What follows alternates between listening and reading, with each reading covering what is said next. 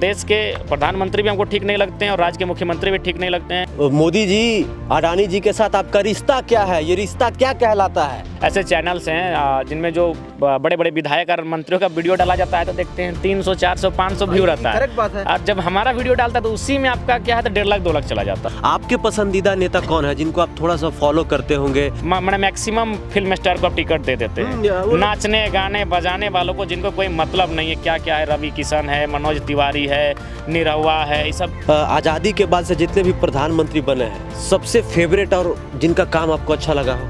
केंद्र की बात करें तो उन्होंने भी कहा था प्रत्येक साल 2 करोड़ नौकरियों का सृजन करें। राज्य की बात करें तो राज्य ने भी कहा था 5 लाख प्रत्येक वर्ष नौकरियों का सृजन करेंगे। आप ही के समर्थक है, उनका वीडियो वायरल हो रहा है, मुख्यमंत्री को उल्टा सीधा मतलब अजीबो तरीके से बोला जा रहा है, इस पे आप क्या कहना चाहिए? देश में जितनी भी पार्टियां हैं, उनके जितने भी नेता हैं, सभी लोग राजनीतिक भाषणों में भड़काऊ भाषण देते हैं, गलत सलत बयानबाजी करते हैं। ठीक उसी तरह राहुल गांधी भी पॉलिटिकल रैली करते हैं, राजनीतिक भाषण देते हैं, उसमें मोदी सरनेम को लेकर टिप्पणी करते हैं। उसके बाद से देश में क्या हो रहा है आप सभी लोग जानते हैं। तो उसी को लेकर चर्चा करने के लिए हमारे साथ बैठे हैं युवा क्रांतिकारी आंदोलनकारी टाइगर जयराम महतो जी। झारखंड के फेमस चेहरा है, जाने माने चेहरा है। दादा जोहार और स्वागत है आपका। आपका भी जोहार, स्वागत है। दादा, एक अभी मामला चल रहा है कि राहुल गांधी जी का एक बयान जो है 2019 में उन्होंने पॉलिटिकल रैली में दिया था मोदी सरनेम को लेकर कि नीरव मोदी, ललित मोदी, मेहुल चौकसी जो है करोड़ों रुपया लेकर भागे, ऐसा ही कुछ बयान था। उसके बाद से उन पर केस हुआ। 2 साल बाद जो है सूरत के निचली अदालत पर जो फैसला आया है, सजा सुनाया गया है 2 साल का। ठीक 1 दिन बाद जो है उनकी सांसदीय जो है रद्द कर दी गई है। इस पर क्या कहना चाहिएगा? देखिए, अगर चूंकि भारत एक संवैधानिक देश है और संवैधानिक दृष्टिकोण से अगर उनका ये कथन जो किसी को अहित करता है तो सज़ा होनी चाहिए। लेकिन मेरा ये भी सवाल है, अगर उनको सज़ा होनी चाहिए तो बाकी और भी जो नेता हैं जिन्होंने इस तरह का बयान दिया है, जैसे किसी ने कभी बहुत सारी जो बातें हम लोग सुने हैं। यही हमारे रघुवर दास पिछली बार जब अपने भाषणों में माननीय मुख्यमंत्री का जो सरनेम लेकर उन्होंने भी कुछ गलत शब्द कहा था। तो इस तरह सबके साथ होना चाहिए। इससे क्या होता है, पक्षपात झलकेगा। ठीक है, हम लोग ना राहुल गांधी का समर्थक है ना फिलहाल विरोध में, क्योंकि वो सत्ता में नहीं है। तो मेरे हिसाब से यदि उनका जो शब्द जो उन्होंने तमाम लोगों को ठेस पहुंचा उस समुदाय को, और अगर ऐसा होना या ऐसा उनका बोलना अगर अपराध है तो उस अपराध के मद्देनजर बाकी और भी ऐसे अगर... लेकिन ऐसे देखिएगा तो फिर जो भी राजनीतिक भाषण देते हैं, जो नेता होते हैं, वो तो 80% नेता की जो है विधायकी चली जाएगी, सांसदी चली जाएगी, रद्द कर दी जाएगी, अगर उस हिसाब से देखा जाए। क्योंकि देखिए, एक ऐसे ही बोल रहा हूँ मैं, जैसे कहीं बम ब्लास्ट होता है, कोई एक मुसलमान करता है तो कहता है कि सारे मुसलमान आतंकवादी होते हैं। कई नेता बोलते हैं देश के गद्दारों को गोली मारो सालों को। तो उनके साथ क्या होना चाहिए? उनकी सांसदी जानी चाहिए कि नहीं जानी चाहिए? देखिए, अगर सही तो अगर एक के साथ ऐसा बर्ताव हो तो बाकी के साथ भी ऐसा बर्ताव होना चाहिए। तो मुझे लगता है भारत की जो पॉलिटिक्स है, कहीं ना कहीं धीरे धीरे समय के साथ जिनके पास सत्ता नहीं थे उन्हीं के साथ जो भी एजेंसियां हैं, उनकी जो शक्तियां हैं, वो कहीं ना कहीं उनके अनुसार ही कार्य करने लगती हैं, जो कि लोकतांत्रिक देश के लिए एक अच्छा माने नहीं हो सकता है। और मेरा एक मानना व्यक्तिगत ये भी रहेगा कि यहाँ जो और एक बात आती है कि पॉलिटिक्स में कि कोई चुन के जाता है किसी और दल से और जाके फिर शामिल हो जाता है किसी और दल से, तो ये दल बदल पर भी एक बढ़िया कानून बने। उसके बाद एक कानून इस पर भी बने कि कोई भी अगर व्यक्ति चुनाव में खड़ा होता है तो कम से कम उस पार्टी में उसका 2 साल का किसी न किसी प्रकार से संघर्ष हो। नहीं तो क्या होता है कि ये लोग एक चेहरा के चक्कर में, देखिए, मैंने मैक्सिमम फिल्म स्टार को आप टिकट दे देते हैं, नाचने गाने बजाने वालों को जिनको कोई मतलब नहीं है क्या क्या है। रवि किशन है, मनोज तिवारी है, निरहुआ है, इस सब का टिकट, हेमा मालिनी है, सनी देओल है, आपका जयप्रदा भी, तमाम तरह के मने। तो इस प्रकार से इस लोकतंत्र को खूबसूरत करना है तो भेदभाव किसी के साथ ना हो, और लोकतंत्र में जो भी लोग सत्ता में हो उनकी जो शक्तियां हैं, जो राज्य की एजेंसियां हैं, वो सत्ता के अधीन ना रहें। उसके बाद दल बदल कानून बहुत बड़ा इंपॉर्टेंट है, क्योंकि इसमें क्या बहुत सारे राज्यों में आप देखें कि सरकार बनी थी किसी और दल के साथ और फिर वो टूटकर बन जाती किसी और दल के साथ। इससे झारखंड में भी होने वाला था। इससे क्या है कि जो जनता का जो विश्वास है, जनता के मत का तौहीन है। जनता ने आपको ये सोच कर दिया है कि आप भारतीय जनता पार्टी से हैं या कांग्रेस पार्टी से या आम आदमी पार्टी से हैं, लेकिन आप चुनकर चले जाते हैं तीसरे पार्टी में। तो इससे क्या है, आप जनता के मत का, जनता के विश्वास को तोड़ने का काम करते हैं। यही उदाहरण हम लोग का अभी देखिए, माननीय हमारे जो बाबूलाल मरांडी हैं, उनको लोगों ने वोट क्यों दिया?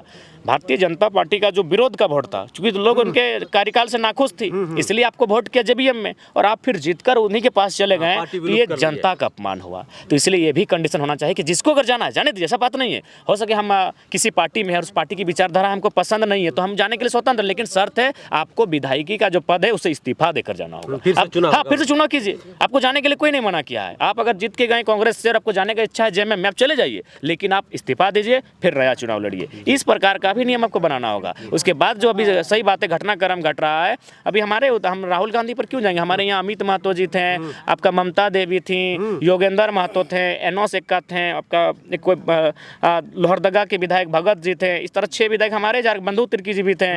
इनका 6 विधायकों का जो गया, किसी का 6 लाख का संपत्ति अधिक था, तो हमको लगता है यहाँ तो किसी का 6 करोड़ का संपत्ति है। यहीं हमको लगता है धनबाद में जो कोयलांचल के क्षेत्रों में जो भी विधायक है, बागमारा रहे, आपका झरिया रहे, अथवा आपका बेरमो रहे, इन क्षेत्रों में भी जो विधायक बने हैं आज तक, यही टाइम का नहीं, किसी भी टाइम में जो कोयलांचल के क्षेत्र में है, उनका तो 6 करोड़ का भी आय से अधिक संपत्ति होगा। तो इसीलिए जो भी नियम आप बनाते हैं तो सज़ा अगर होनी चाहिए तो तमाम उन चीज़ों को मद्देनजर रखते हुए उन लोगों को भी होनी चाहिए। ऐसा नहीं कि आप सत्ता का दुरुपयोग करते हैं और आपके जो विपक्ष में जो लोग बैठे हैं आप उन्हीं पर सज़ा का फरमान जारी करें।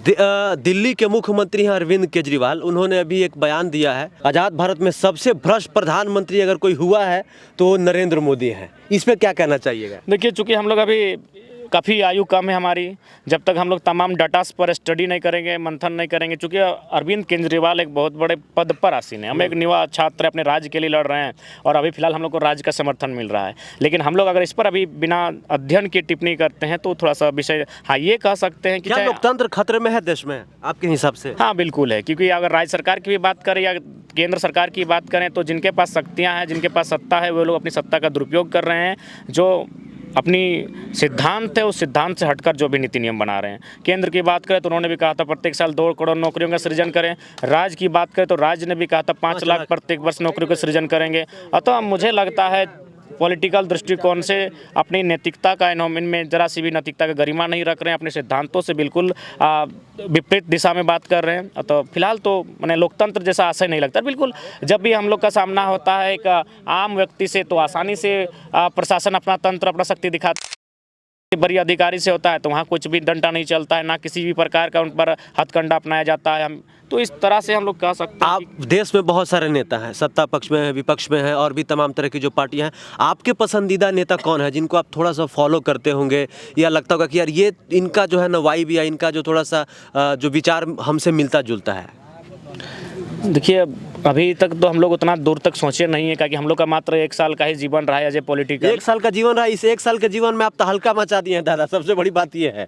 तो कह सकते हैं कि अभी 2-4 जो हमारे मुख्यमंत्री इधर हैं, तेलंगाना के हैं, अच्छा, आपके उड़ीसा के हैं, नवीन पटनायक हों, चाहे फिर आपका तेलंगाना के हों, ये 2-4 हाँ जो भी हैं, हाँ केसीआर जी, उन लोग देख रहे हैं अपना राज्य के लिए अच्छा कार्य कर रहे हैं। जी आपको अच्छे नहीं लगते हैं? देखिए, इनको तो बोल रहे हैं एकदम मैंने चना बेच के मैंने घोड़ा बेच के सो रहे हैं। देश के प्रधानमंत्री भी हमको ठीक नहीं लगते हैं और राज्य के मुख्यमंत्री भी ठीक नहीं लगते हैं, क्योंकि ये लोग, इनके पास एक सेंटीमेंट, ये भावनाओं से सिर्फ ये तो कहते हैं मुख्यमंत्री जी कि हमको परेशान किया जा रहा है, आदिवासी का बेटा हूँ इसलिए परेशान किया जा रहा है, हमको सब बोका समझता है। देखिए, अगर आप आदिवासी का ही हैं तो सबसे पहले आदिवासी का ही भला कीजिए। रांची में सीएनटी का उल्लंघन करके आदिवासियों की ज़मीनों को खरीदा जा रहा है, आप उस पर तो पहले अमल कीजिए। वही तो बोल रहे हैं केवल भावनाओं पर। केंद्र के प्रधानमंत्री भी भावनाओं से खेल रहे हैं और राज्य के मुख्यमंत्री भी भावनाओं से खेल रहे हैं। इनके पास माने जो युवाओं का जो करियर, उनका जो उत्थान हो सके, उस पर कहीं ना कहीं कुछ फोकस नहीं है।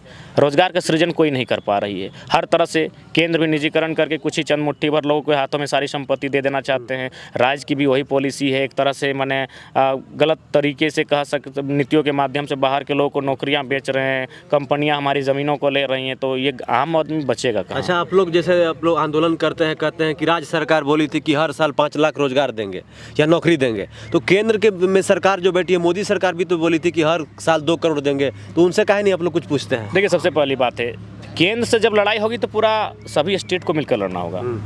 जिस प्रकार किसान आंदोलन हुआ था, तो ऐसा नहीं है कि हम लोग पीछे नहीं हटेंगे। केंद्र के खिलाफ आंदोलन का आगाज तो देखिए, केंद्र के लिए अगर आपको आंदोलन करना है तो उसके लिए जो भी हमारे बाकी स्टेट्स हैं उनको साथ देना होगा, और खासकर उन स्टेट्स को देना होगा जिनको बेहतर मीडिया कवरेज मिलता है। एक बात सच्चाई है, अगर झारखंड से अगर आप केंद्र के खिलाफ अभी जाते हैं तो आपको कोई सपोर्ट ही नहीं मिलेगा। अभी देखिए, इतना बड़ा आंदोलन हुआ, कोई नेशनल जगह मिला? केंद्र के खिलाफ आंदोलन करने के लिए उन राज्यों को पहले अगुवाई करनी होगी जिन राज्यों की ताकत है। झारखंड को अभी भी लोग पिछड़ा मानते हैं, नया राज्य है, आज भी ये सबसे ज़्यादा खनिज संपदा देता है, लेकिन यहाँ के लोगों को लोग कहीं ना कहीं पिछड़ा मानते हैं। इसका प्रमाण है, आप देख सकते हैं यही जो केंद्र की खनन नीतियाँ चल रही हैं, जब महाराष्ट्र में चलती है तो बढ़िया काम करती है, मध्य प्रदेश में चलती है तो बढ़िया काम करती है, उड़ीसा में चलती है तो अच्छा काम करती है, लेकिन जब वही खनन नीति झारखंड में आती है तो देखिए गोड्डा में मोदी साहब के माननीय बहुत लाडले हैं अडानी साहब, 1600 मेगावाट का बिजली उत्पादन होता है, सारा का सारा बांग्लादेश को बेचा जाता है। यानी इनके हिसाब से झारखंड के जो लोग हैं, केंद्र की जो पॉलिसियाँ जैसा कि देख रहे हैं, भेदभाव दोनों राज्यों के साथ, बाकी राज्यों के साथ, हमें स्पष्ट लगता है ये हम लोग को, मैंने झारखंड लोगों को पशु समान मानते हैं। दादा राहुल गांधी जी का यही तो सवाल है कि मोदी जी, अडानी जी के साथ आपका रिश्ता क्या है, ये रिश्ता क्या कहलाता है? देखिए, जहाँ तक उत्तर दे या ना दे, लेकिन जैसा कि अभी देश समझ पा रही है, कोई ना कोई गहरा रिश्ता है, गहरा रिश्ता है, गहरा रिश्ता है ना? अब देखिए भाई, रिश्ता से हमें कोई आपत्ति नहीं है, लेकिन आप उस रिश्ता के आड़ में सारी शक्तियों को, देश की सारी संपत्तियों को किसी एक व्यक्ति को अगर अधीन कर देना चाहते हैं तो वो देश के लिए हितार्थ नहीं होगा जी। और उसका उदाहरण है कृषि आंदोलन, उसका उदाहरण है। एकदम लॉजिकली आप देख सकते हैं, कृषि आंदोलन बिल्कुल कहीं ना कहीं, आप भले सत्ता पक्ष वाले अपने स्तर से बातों को रखते हैं कि नहीं हम भले के लिए लेकर आए थे, लेकिन अगर लोग लॉजिकली अगर सिर्फ सवाल कर, कोई भी जब नीति आती है तो 3 सत्रों में आती है, जो विधानसभा का, सॉरी उस समय तो संसद की बात है, लोकसभा का मैंने संसद का जो सत्र चलता है, लेकिन ये पॉलिसी आपकी आई थी राष्ट्रपति के अध्यादेश से, यानी एक विशेष सत्र के माध्यम से, जो हमारा आर्टिकल 123 के अनुसार होता है। तो कृषि नीति कोरोना के काल में तो कोई मैंने इतना महत्वपूर्ण नहीं था, उस नीति मैंने उस अध्यादेश का जिक्र तभी होता है जब कोई आपदा हो, जब कोई गृह युद्ध टाइप का माहौल बनता। आज़ादी के बाद से जितने भी प्रधानमंत्री बने हैं, सबसे फेवरेट और जिनका काम आपको अच्छा लगा हो? देखिए, ऐसे बहुत सारे हुए हैं, लाल बहादुर शास्त्री जी अच्छा काम किए थे और काफ़ी ईमानदार रहे। मोदी जी? देखिए, इनका एज ए युवा अगर बात कही जाए तो मैंने युवाओं के भरोसे पर फिट नहीं है। इन्होंने भी जो वादे किए थे, और सबसे पहली बात ये भी मैंने बहुत जो बातें रखते हैं, अगर आप लॉजिकली इनकी बातों का अध्ययन करेंगे तो आज कुछ और कहते हैं, कल से हम वही बातों कहते हुए कुछ ना कुछ भ्रांतियां निकाल देते हैं। जैसे कि हाल फिलहाल को भी एक बयान दे रहे थे कि 1988 के टाइम हम लोग ईमेल या कोई कैमरा चला था, जबकि उसका 1994-95 में उदय हुआ है। तो इसलिए एज ए युवा अगर बात करें, तार्किक दृष्टिकोण से बात करें, तो ये सेटिस्फाइड नहीं कर पाते हैं। बहुत सारे लोगों का कहना है कि आप जो है मतलब जैसे ये आप सभाएं कर रहे हैं, मतलब जिस तरीके से आप लाइमलाइट में आए गए हैं, मतलब अब मीडिया आपको कवर भी दे रही है, आपको लोग देखते भी हैं, तो लोगों का कहना है कि आप जो उसका फ़ायदा उठाते हैं गलत तरीके से।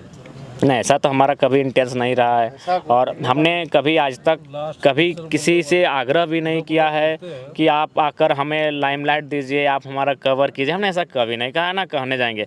और हम लोग जो हैं बस कर रहे हैं, और मीडिया अपना काम कर रही है। इसीलिए मुझे लगता है कि कोई भी अगर इस तरह की बात कर रहे हैं तो वो केवल और केवल अपनी भड़ास और अपनी खुन्नस को निकाल रहे हैं। मतलब होता है कि ज़्यादा आगे बढ़ रहा है इस वजह से, है ना? हाँ, निश्चय इसलिए होगा। मैं लॉजिकली बात करता हूँ, बहुत सारे ऐसे चैनल्स हैं जिनमें जो बड़े बड़े विधायक और मंत्रियों का वीडियो डाला जाता है तो देखते हैं 300, 400, 500 व्यू रहता है, और जब हमारा वीडियो डालता है तो उसी में आपका क्या है तो 1.5 लाख 2 लाख चला जाता है। ये बात, इस बात को मैं मानूंगा। तो उसमें क्या हमारा दोष है? नहीं है। यानी उसमें क्या है कि लोग पसंद कर रहे हैं, लोग सुनना चाहते हैं। आप जबरदस्ती किसी को नहीं दिखा सकते। जबरदस्ती कैसे किसी को दिखा सकते हैं? आपका नाम आता है तो लोग क्लिक करके देखते हैं, तो इसका मतलब लोग पसंद कर रहे हैं, पसंद करते हैं, हमारे विचारों को सुनना चाहते हैं, तो इसीलिए उसमें हमारा भी दोष नहीं है। और बाकी लोग कहीं ना कहीं अपना खुन्नूस निकाल रहे हैं, उन्हें बस इस बात का दुख है कि भाई हमें क्यों नहीं सुन रहे हैं। तो ऐसा कुछ नहीं है, हम लोग निष्ठापूर्वक अपना काम कर रहे हैं, और जो हम लोग को तार्किक लग रहा है हम लोग तार्किक बातें रख रहे हैं। हम लोग एज ए व्यक्ति ना मुख्यमंत्री के विरोधी ना प्रधानमंत्री नीति की बात करेंगे, तो जो तार्किक दृष्टिकोण से हमने सबका विरोध किया है। केंद्र की भी योजनाओं का हमने अपने बात बोलूंगा, राज्य की योजनाओं का विरोध। जैसे आप जिस तरीके से शब्दों की मर्यादा में रहते हैं, जैसे आप मुख्यमंत्री जी से भी कुछ सवाल करते हैं तो एक शब्द एकदम संवैधानिक शब्द का प्रयोग करते हैं, लेकिन अभी आप 1-2 आप ही के समर्थक, उनका वीडियो वायरल हो रहा है, मुख्यमंत्री को उल्टा सीधा मतलब अजीबो तरीके से बोला जा रहा है, इस पे आप क्या कहना चाहिए? देखिए, सबसे पहली बात हम लोग सबको यही संदेश देना चाहेंगे कि अपने गुस्से को मर्यादित शब्दों में ही प्रदर्शित करें। लेकिन चूंकि थोड़ा सा यूथ है, अगर इस तरह की भ्रांतियाँ होती हैं तो उनसे भी आग्रह होगा कि आगे जब इस तरह का आपका स्टेटमेंट आए तो प्रयास कीजिएगा कि मैंने संवैधानिक शब्दों का चयन करते हुए, आंदोलन को मजबूत करते हुए ऐसे शब्दों को मैंने प्रयोग करने से बचा जाए। और हम लोग भी जो भी शब्द का प्रयोग किए हैं, एक शब्द से मुख्यमंत्री हमारे नाराज हुए थे, मुख्यमंत्री, उसको हम खुले मंचों पर हमेशा तार्किक बोलते हैं कि हमने किसी भी गलत दृष्टिकोण से आपको नहीं कहा कि मुख्यमंत्री, इसको आपने स्वयं बताया कि आप मुख्यमंत्री हैं। क्योंकि हम लोग छठा क्लास में पढ़ रहे हैं कि लाभ के पद पर विधायक, सांसद, राष्ट्रपति, राज्यपाल नहीं हो सकते हैं, आप मैंने पत्थर का माइंस चला रहे हैं, तो आप खुद साबित कर रहे हैं। जी, तो हमारे साथ टाइगर जयराम महतो जी मौजूद थे। कैसी लगी इनकी बात ज़रा कमेंट करके बताइए। चैनल को सब्सक्राइब कीजिए और वीडियो को ज़्यादा से ज़्यादा शेयर कीजिए। जय हिंद, वंदे मातरम, जोहार झारखंड। शुक्रिया दादा।